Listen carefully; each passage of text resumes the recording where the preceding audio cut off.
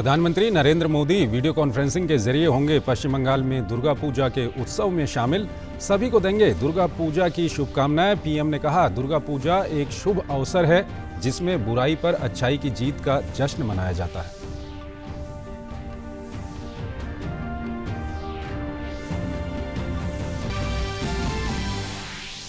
विशाखापत्तनम में आज स्वदेशी जंगी जहाज आईएनएस कावरत्ती भारतीय नौसेना में होगा शामिल। इससे नौसेना की ताकत में होगा इजाफा।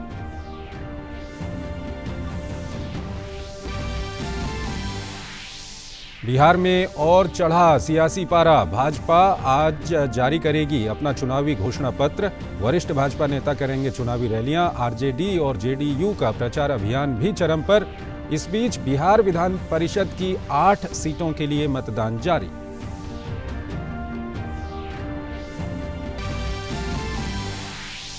लद्दाख स्वायत्त पर्वतीय विकास परिषद लेह की 26 सीटों के लिए मतदान आज। पिछले साल लद्दाख के केंद्र शासित प्रदेश बनने के बाद ये होगा वहां का पहला चुनाव। परिषद के चुनाव में मतदाता पहली बार करेंगे ईवीएम मशीन का प्रयोग।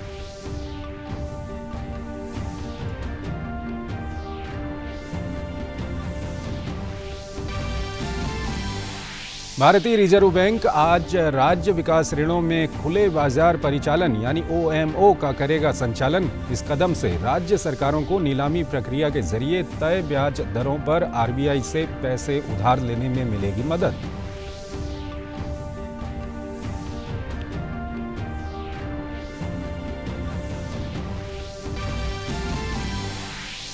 वैश्विक स्तर पर लगातार भारत बना हुआ है 1 मिलियन आबादी पर सबसे कम मामलों वाला देश। साथ ही सबसे कम कोरोना मृत्यु दर के मामले में भी भारत ऊपर।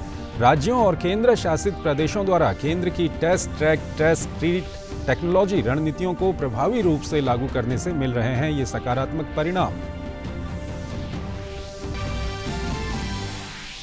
अमेरिका में राष्ट्रपति चुनाव से पहले अमेरिकी नेशनल इंटेलिजेंस के निदेशक ने कहा, रूस और ईरान के पास है मतदाताओं का डेटा। 3 नवंबर को होना है राष्ट्रपति चुनाव। ओपिनियन पोल्स में ट्रंप और बाइडेन के बीच कड़े मुकाबले का अनुमान।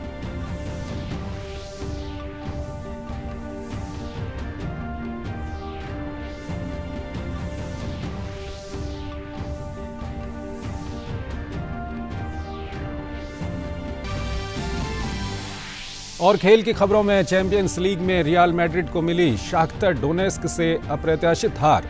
मैन सिटी ने वापसी करते हुए पोर्तो को दी शिकस्त।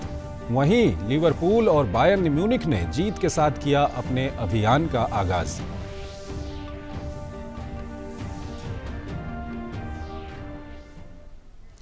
नमस्कार, डीडी न्यूज में आपका स्वागत है। मैं हूं चंद्रशेखर जोशी और आइए अब खबरों को देखते हैं विस्तार से।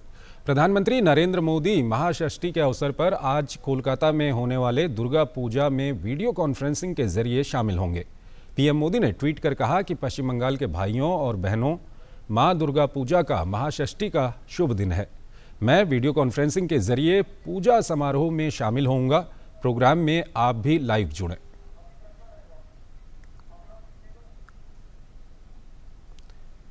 पीएम मोदी ने कहा कि दुर्गा पूजा वो शुभ अवसर है जब बुराई पर अच्छाई की जीत का जश्न मनाया जाता है। हम मां दुर्गा से प्रार्थना करते हैं कि वो हमें शक्ति, खुशी और अच्छे स्वास्थ्य के लिए आशीर्वाद दें।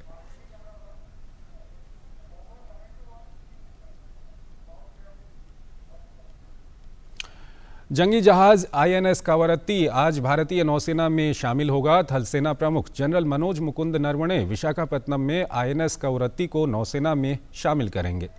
आईएनएस कावरत्ती प्रोजेक्ट 28 के अंतर्गत 4 स्वदेश निर्मित एंटी सबमरीन वॉरफेयर का अंतिम जहाज है।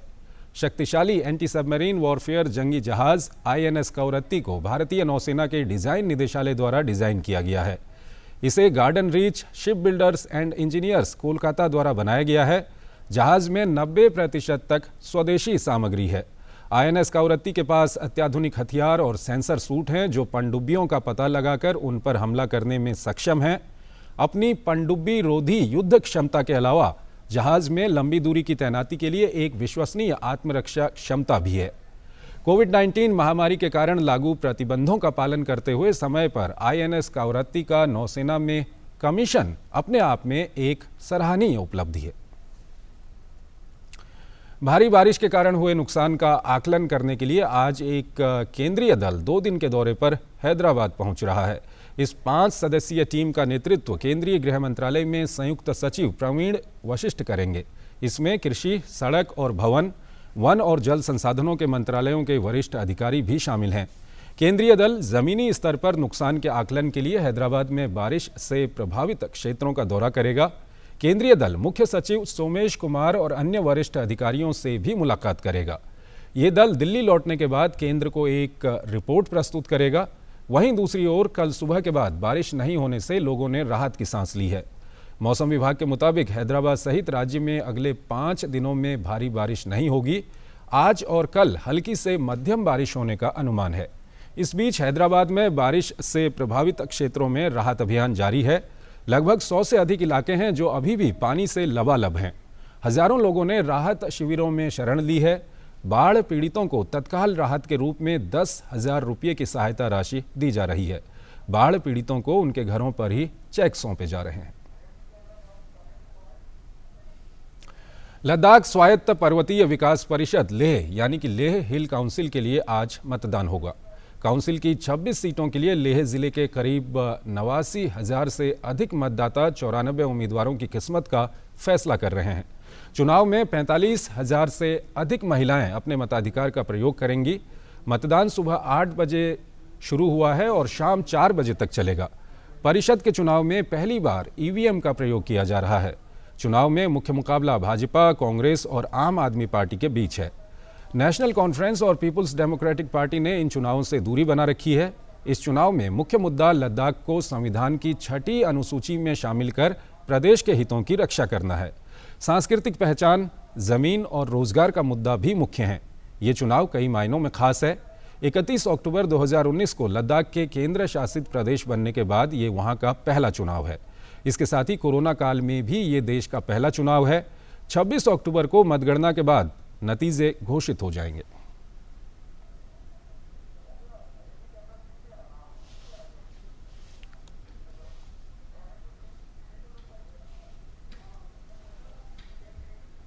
और लेह हिल काउंसिल के लिए आज होने वाले मतदान पर और बात करते हैं। हमारे संवाददाता रमेश चंद्रा हमारे साथ मौजूद हैं। रमेश, अभी किस तरह से चल रहा है वहां पर मतदान? कितना उत्साह आप देख रहे हैं मतदाताओं में? या चंद्रशेखर, अब लोग बाहर आने लगे, पोलिंग स्टेशंस पे पहुंच रहे हैं। आप देख सकते हैं मेरे पीछे लाइंस दो, पहले मैं थोड़ा तीसरे सर्किल में था, अब तो मुझे पीछे आना पड़ा क्योंकि वोटर्स बढ़ रहे हैं। जैसे जैसे सूरज बढ़ रहा है ऊपर, जैसे वोटर्स भी यहाँ पर पोलिंग स्टेशन पे आना शुरू हो गया है। अभी जो लेटेस्ट एडीसी जो बताया था मुझे, तो चोगलामसर जो विलेज है, जो बड़ी विलेज एक माना जाता है यहाँ पर, लेके पेरिफेरल एरिया में ही है, उसमें करीब करीब 15% वोटिंग हो चुकी है।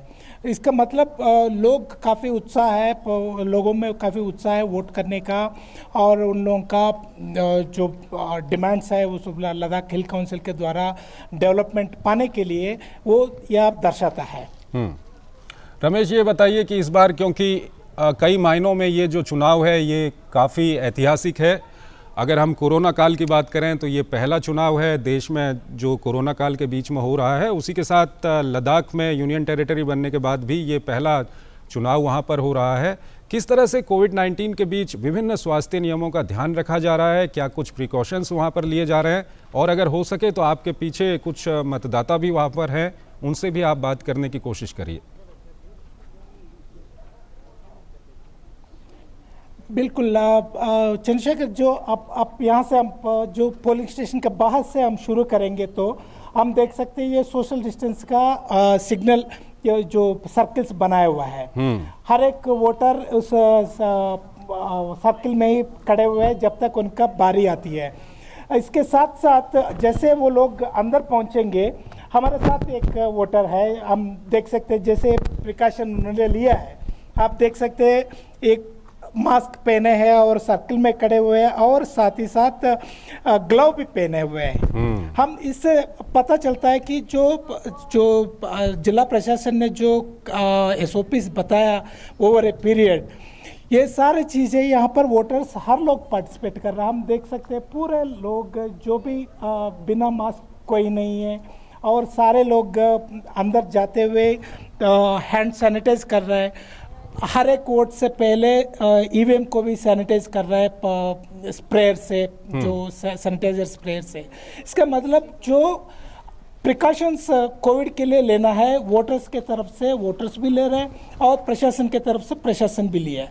और दूसरी तरफ जो हम दूसरी पार्ट जो कोविड संक्रमण से बचने के लिए जो चुनाव प्रशासन ने यहाँ पर जो एक रिजर्व स्टाफ को भी रखी है, बाई कोई चांस वजह से कोई संक्रमण में आ गया कोविड के स्टाफ, तो उनके जगह दूसरे स्टाफ को रखने के लिए भी यहाँ पर प्रावधान किया हुआ है। इसको देखते हुए यहाँ से बहुत सारे चीज़ें जो कोविड के दौरान पैंडेमिक के दौरान जो डेमोक्रेसी की बड़ी त्योहार है इलेक्शन, इसको कैसे फॉलो करनी है बाकी जगह में जहाँ जहाँ भी हो रहा है। अभी बिहार में इलेक्शंस होने वाली है, बहुत सारे गुड पॉइंट्स यहाँ से हम ले सकते हैं वहाँ पर अमल करने के लिए। रमेश, आपके आसपास वहाँ पर मतदाता मौजूद हैं, एसओपीस उन्होंने जी जी रमेश, मतदाता वहाँ पर मौजूद हैं, इनसे पूछिए, क्योंकि ये एक ऐतिहासिक मौका है। जम्मू कश्मीर से लेह लद्दाख के अलग होने के बाद, यूनियन टेरिटरी बनने के बाद ये पहला चुनाव यहाँ पर काउंसिल का है। इनसे पूछिए कितना उत्साह इनके अंदर है और क्या कुछ ये कहना चाहते हैं कोविड-19 के दौर में किस तरह से वहाँ पर मतदान ये लोग कर रहे हैं। ये हमारे साथ है एक बुजुर्ग वोटर है।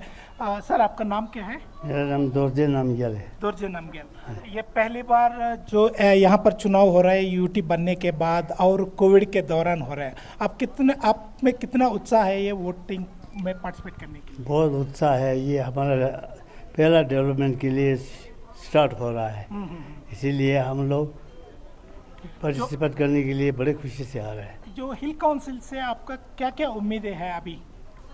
जो करना है उसे नहीं करना है, जो भी डेवलप करना है हिल काउंसिल नहीं करना है। हाँ जी। और हम हमारे साथ एक और वोटर है, बुजुर्ग वोटर एक और भी है। सर, आपका नाम क्या है?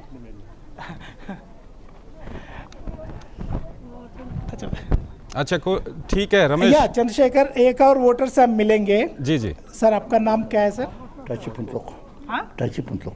ताशी पुंसोक जी, आप विंटर में या पहली बार यूटी के एडमिनिस्ट्रेशन के अंदर ये बनने के बाद पहली बार पहन रहा हूँ। हाँ, ये कोविड का आप क्या क्या प्रिकॉशंस लिया है कोविड के बचने के लिए? मास्क वास्क सब कुछ? मास्क लगा हुआ है। अब हिल काउंसिल से क्या उम्मीद है आपको? उम्मीद तो बहुत है, हम इसलिए तो पहन रहा हूँ। ये आप चंद्रशेखर देख सकते हैं, बहुत सारे उम्मीदें हैं हिल काउंसिल से। अभी हम इस साल देखें तो 232 करोड़ का बजट दिया हुआ है। इससे उन लोगों का हर जगह हर गांव में जो इलेक्शन के बाद भी उनका डेवलपमेंट एक्टिविटीज़ होने का उम्मीद है। इसलिए यहाँ पर वोटर्स काफ़ी बड़े पैदा थे। आप देख सकते हैं लंबी लाइन्स यहाँ पर हम बहुत कम में मिलने को मिलते हैं यहाँ पर इस तरह की लंबी लाइन्स, क्योंकि पॉपुलेशन कम है यहाँ पर। शुक्रिया रमेश इन सब जानकारियों के लिए। और आगे बढ़ते हैं और बात करते हैं बिहार की। बिहार में क्या कुछ चल रहा है? बिहार विधानसभा चुनाव की सरगर्मियां अपने जोरों पर हैं। सभी राजनीतिक पार्टियों ने मतदाताओं को लुभाने के लिए अपनी पूरी ताकत झोंक दी है। भाजपा आज अपना चुनावी घोषणा पत्र जारी करेगी, वहीं चुनावी रैलियों और जनसभाओं का दौर तेज हो गया है। एनडीए गठबंधन की तरफ से रक्षा मंत्री राजनाथ सिंह आज राज्य के नोखा, बाढ़ और औरंगाबाद में चुनावी रैलियां करेंगे। इसके साथ ही भाजपा के वरिष्ठ नेता नित्यानंद राय, देवेंद्र फडणवीस, बाबूलाल मरांडी और मनोज तिवारी भी चुनाव प्रचार करेंगे। मुख्यमंत्री नीतीश कुमार की भी कई सभाएं होंगी। वहीं महागठबंधन की तरफ से तेजस्वी यादव भी कई चुनावी सभाएं करेंगे। इसके साथ ही बिहार विधान परिषद की स्नातक निर्वाचन क्षेत्र की 4 और शिक्षक निर्वाचन क्षेत्र की 4 सीटों के लिए आज मतदान कराया जा रहा है। स्नातक निर्वाचन के लिए पटना, नालंदा और नवादा में 181 मतदान केंद्र बनाए गए हैं। वहीं शिक्षक निर्वाचन के लिए 80 मतदान केंद्र बनाए गए हैं। मतदान सुबह 8 बजे शुरू हो गया है। कुछ दिन बाद ही विधानसभा के भी मतदान होना है, इसलिए स्नातक, शिक्षक और विधानसभा मतदान करने वालों को अलग अलग निर्धारित अंगुलियों पर अमिट स्याही लगाई जाएगी।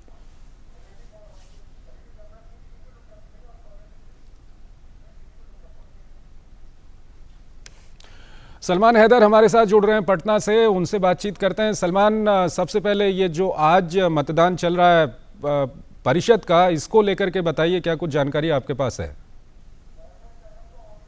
देखिए चंद्रशेखर, सारी जो व्यवस्था है सुचारू रूप से चल रही है और कोविड मानकों का पालन भी बहुत अच्छी तरह से किया जा रहा है। 2 गज की दूरी का पालन हो, चाहे सैनिटाइजर का, तो ये सारी चीजें हो रही हैं। मतपत्रों के जरिए मतदान होना है। सफेद रंग का मतपत्र स्नातक क्षेत्र के लिए और गुलाबी रंग का शिक्षक क्षेत्र के लिए बनाया गया है, निर्धारित किया गया है। तो सारी व्यवस्थाएं सुचारू रूप से चल रही हैं। और अभी की अगर हम बात करें तो इस समय मैं यहाँ के पटना के एक प्रमुख होटल में हूँ, जहाँ पर कि अभी थोड़ी देर में ही भारतीय जनता पार्टी के जो टॉप लीडर्स हैं वो अपना चुनावी घोषणा पत्र, जिसे संकल्प पत्र उन्होंने नाम दिया है, वो जारी करने वाले हैं। और फिर आज दिन भर, जैसा कि आपने बताया, कि गतिविधियां बहुत ज्यादा रहेंगी। विभिन्न क्षेत्रों में जो स्टार प्रचारक हैं बड़ी पार्टियों के, वो सारे फैले हुए हैं और जगह जगह चुनाव रैलियां आयोजित की जा रही हैं। जी चंद्रशेखर। सलमान, अगर हम विजन डॉक्यूमेंट, संकल्प पत्र या घोषणा पत्रों की बात करें तो आज बीजेपी जारी कर रही है, उससे पहले दूसरे अन्य दल जो हैं वो जारी कर चुके हैं। क्या कुछ आपको लग रहा है जब आप इन घोषणा पत्रों का, विजन डॉक्यूमेंट्स का अध्ययन कर रहे हैं, तो राजनीतिक दल क्या कुछ जनता के सामने रख रहे हैं, किस तरह से जनता को लुभा रहे हैं, वो कौन से मुद्दे हैं जो राजनीतिक दल जनता के सामने लाना चाहते हैं? देखिए, बिहारी फर्स्ट और बिहार फर्स्ट जैसी बात एलजेपी ने की और बाकी जो युवा हैं उनको आकर्षित करने का प्रयास किया जा रहा है। बेरोजगारी एक बड़ा मुद्दा है, इसको लेकर के भी बड़ी बातें की जा रही हैं लगभग सभी पार्टियों ने। और आरएलएसपी ने शिक्षा का मुद्दा उठाया है और विकास का मुद्दा, जो बिहार के पिछड़ेपन का मुद्दा है, वो तो सभी पार्टियों के एजेंडे में है। और आज जो संकल्प पत्र जारी होगा, मुझे लगता है कि इसमें कुछ इसी पैटर्न पर जो बिहार का समग्र विकास पिछले 15 सालों में जो और पिछले 6 सालों की केंद्र सरकार की कार्यकाल रहा है, उसको हाईलाइट करते हुए आज कुछ संकल्प पत्र में नया मिलने की उम्मीद है भारतीय जनता पार्टी के। तो अब से बस थोड़ी ही देर में सारे नेताओं का यहाँ होटल में आना शुरू हो गया है और मुझे लगता है कि अब थोड़ी देर में ही संकल्प पत्र भाजपा का जारी कर दिया जाए। सलमान, एक सवाल और, जो पूरी राजनीतिक गतिविधियां हैं इस वक्त कहीं ना कहीं वो जो पहले दौर का मतदान जहां पर होना है वहां पर अब इस वक्त पे सीमित हो चुकी हैं, सबसे ज्यादा ताकत वहां पर लगाई जा रही है। प्राइम मिनिस्टर मोदी भी कल से बिहार में चुनाव प्रचार शुरू कर रहे हैं।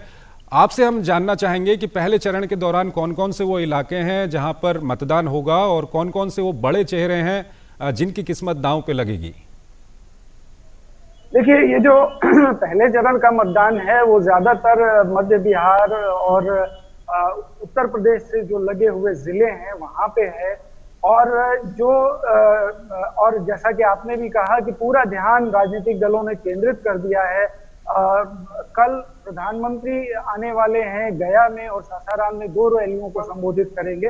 और जो बड़े चुनावी चेहरे हैं, जो इसमें राजनीतिक चेहरे हैं जिनकी प्रतिष्ठा दांव पे लगी है, उनमें ज्यादातर जो राज्य सरकार में अभी मंत्री रहे हैं, विधायक रहे हैं, उनकी है और कई इलाकों में कांटे की टक्कर भी है।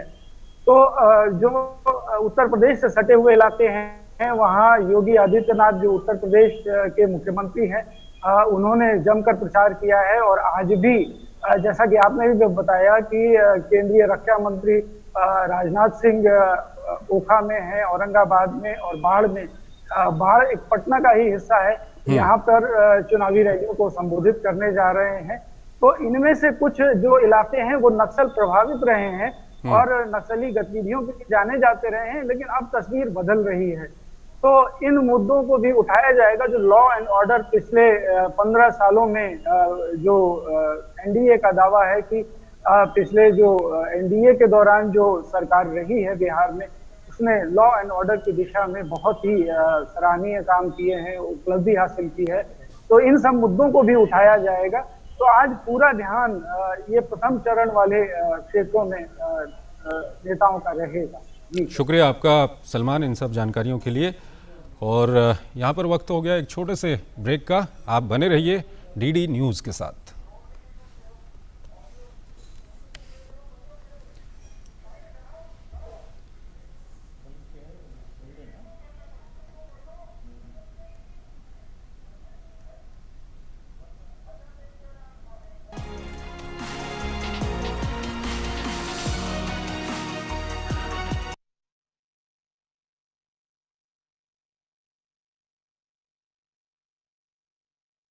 पिज्जा पार्टी ये चल अपना कार्ड और पिन दे। मेरे कार्ड की डिटेल्स मैं अब खुद ही डालूंगी। आरबीआई कहता है अपना पिन, ओटीपी, सीवीवी या इंटरनेट बैंकिंग पासवर्ड किसी के साथ शेयर ना करें।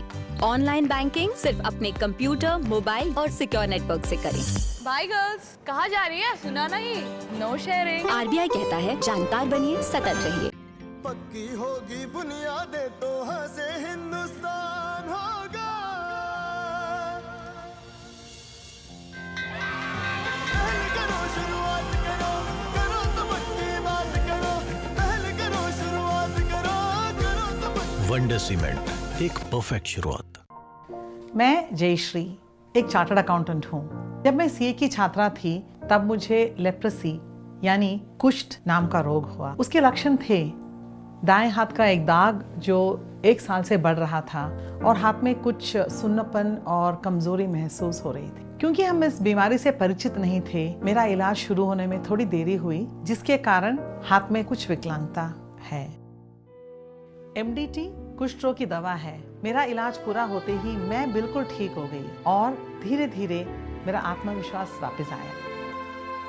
कुष्ठ रोग के इलाज में देर न करें। त्वचा पे हल्के रंग के सुन दाग, उंगलियों का सुन होना, हाथों पैरों में कमजोरी, चीजें उठाने में तकलीफ, इनमें से कोई भी लक्षण दिखते ही तुरंत जांच कराएं। जल्दी जांच और MDT से पूरा इलाज आपको कुष्ठ रोग एवं विकलांगता से बचा सकता है। लेप्रेसी की जांच एवं इलाज सभी सरकारी अस्पतालों में मुफ्त उपलब्ध है, क्योंकि हम सबका है ये सपना, कुष्ठ रोग मुक्त भारत हो अपना। भारतीय रिजर्व बैंक आज पहली बार खुले बाजार परिचालन के जरिए 10,000 करोड़ रुपए में राज्य विकास ऋण SDL की खरीद करेगा। रिजर्व बैंक ने 9 अक्टूबर को मौद्रिक नीति की बैठक के बाद OMO के बारे में घोषणा की थी। राज्य विकास ऋण वो प्रतिभूतियां होती हैं जो राज्यों द्वारा अपने वित्त प्रबंधन करने के लिए जारी की जाती हैं। एक विज्ञप्ति में RBI ने कहा है कि बाजार की प्रतिक्रिया के आधार पर नीलामी के आकार को बाद में बढ़ाया जा सकता है। इस कदम से राज्य सरकारों को नीलामी प्रक्रिया के जरिए तय ब्याज दरों पर RBI से पैसे उधार लेने में मदद मिलेगी। नीलामी का परिणाम शुक्रवार को घोषित कर दिया जाएगा। आज सुबह 10 से 11 बजे के बीच ई-कुबेर प्रणाली पर इलेक्ट्रॉनिक प्रारूप में अपनी बोलियां प्रस्तुत की जा सकेंगी। और आइए बात करते हैं कोरोना की स्थिति की। कोरोना के खिलाफ सरकार के सख्त कदमों की मदद से बेहतर नतीजे सामने आ रहे हैं। स्वास्थ्य और परिवार कल्याण मंत्रालय के मुताबिक देश में कोरोना वायरस महामारी से संक्रमित लोगों में से अब तक 68,74,000 से ज़्यादा मरीज स्वस्थ हो चुके हैं, जिसके बाद देश में रिकवरी रेट बढ़कर 89.2% हो गया है।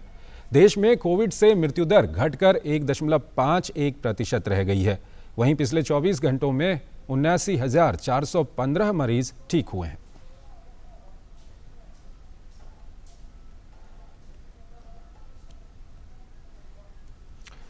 पूर्व अमेरिकी राष्ट्रपति बराक ओबामा ने डेमोक्रेटिक पार्टी की ओर से राष्ट्रपति पद के उम्मीदवार जो बाइडेन के लिए चुनाव प्रचार किया।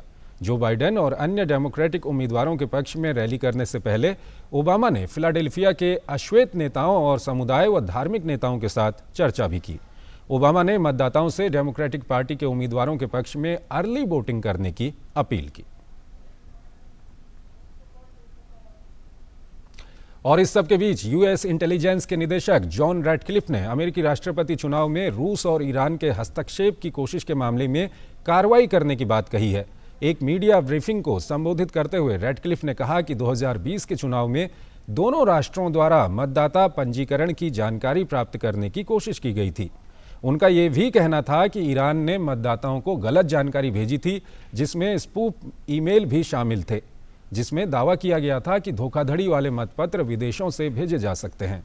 रैटक्लिफ ने कहा कि खुफिया अधिकारियों ने रूस से ईरान की तरह की गतिविधि नहीं देखी है, लेकिन उनका कहना था कि रूस ने भी मतदाता जानकारी प्राप्त की है।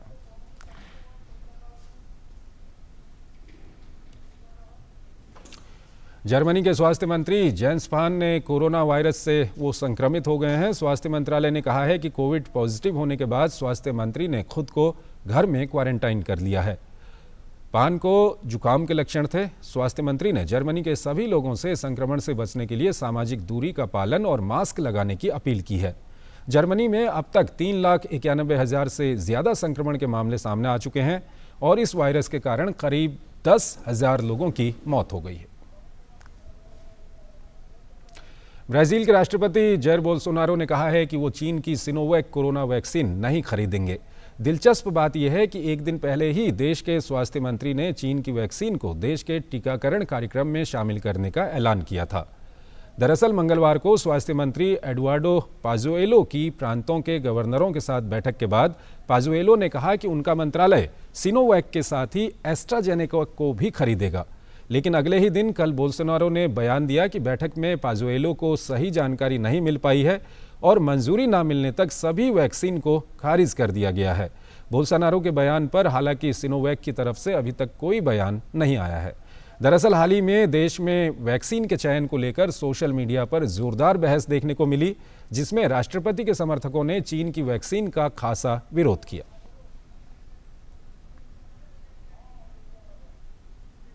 ब्रिटेन और यूरोपीय संघ आज फिर से व्यापार समझौते पर वार्ता शुरू करेंगे। यूरोपीय संघ के मुख्य वार्ताकार मिशेल बर्नियर और डेविड फ्रॉस्ट के बीच हुई बातचीत में सहमति बनने के बाद दोनों पक्षों के बीच आज बातचीत होगी। गौरतलब है कि व्यापार समझौते के पूरा होने तक दोनों पक्षों के बीच रोजाना बातचीत होगी। और आइए अब बात करते हैं खेलों की। स्पेनिश दिग्गज रियल मैड्रिड को चैंपियंस लीग के अपने पहले मुकाबले में शाख्तर डोनेस्क के हाथों हार का सामना करना पड़ा है। युवा खिलाड़ियों के साथ उतरी शाख्तर ने रोमांचक मुकाबले में 3-2 से जीत हासिल की। शाख्तर की जीत इसलिए खास है क्योंकि इस मुकाबले के लिए उनकी टीम के नियमित 13 खिलाड़ी उपलब्ध नहीं थे। इन सभी खिलाड़ियों के कोरोना पॉजिटिव होने के कारण शाख्तर ने इस मुकाबले में युवा टीम उतारी थी। युवा खिलाड़ियों ने कोच को निराश नहीं करते हुए पहले हाफ में 3 गोल करके रियल को सकते में डाल दिया। दूसरे हाफ में रियल की तरफ से ल्यूका मॉड्रिच और विनीसियस जूनियर ने गोल किया। मार्च 2019 के बाद शाख्तर यूक्रेन की पहली टीम बन गई है जिसने चैंपियंस लीग में रियल मैड्रिड को हराया है।